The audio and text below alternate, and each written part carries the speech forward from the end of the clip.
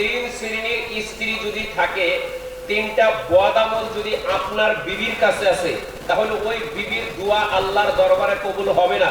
তাহলে শুনবো কি বাবাজি?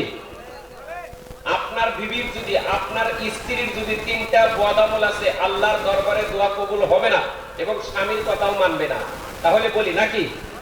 হ্যাঁ, কান খুলে বলে রাখেন। এক নম্বর হলো নিজের স্বামীর সম্মুখে সব সময় জিদ করা। আপনার বাসায় কি বলে? জিদ কয় কি?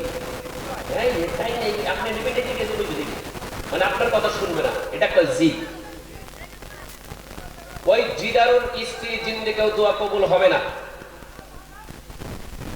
ভালো করে শুনে রাখেন, আপনার স্ত্রীর এত জিদের জিদ।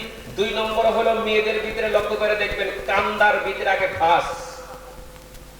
আপনাকে কথাও বেশি দেবো, কান্দার ভিতরে এক নম্বর ফাঁস হবো, হয় না বাবাজি? কথায় কথায় ফটফট করে কান্দে। তিন নম্বরটা শুনবো। তিন নম্বরটা হলো নিজের স্বামীর সম্মুখে অন্য পুরুষের প্রশংসা করে। করে না?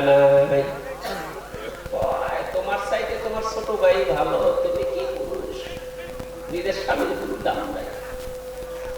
ওই জিদারু স্ত্রীকে আপনি 7 দিন আগে একটা গালে থাপ্পড় দিয়েছিলেন, ভাই আপনার এত জিদ, এত জিদ, 7 দিনের ভিতরে লক্ষ্য করে দেখবেন আপনার সঙ্গে মন খুলে কথা বলে না, গাল ফুলাইয়া ফুলাইয়া থাকে না? নাই? আপনি বড় আশা করে বলছেন, নবীজি বলে দিয়েছেন স্বামী স্ত্রী যত চাপাচাপি করে থাকবো তত আল্লাহর রহমত। আপনার স্ত্রীকে যখন দয়া করে একদিন টান দিয়েছেন, টান দেওয়ার সাথে সাথে মনে হয় কুকুর হাফের মতন ফটফট ফটফট করে ওঠে না? নাই? বাবা মনে হয় 150 পালসার গাড়ি, এত পিক আপ, যত টানেন তত পিক আপ, যত টানেন তত পিক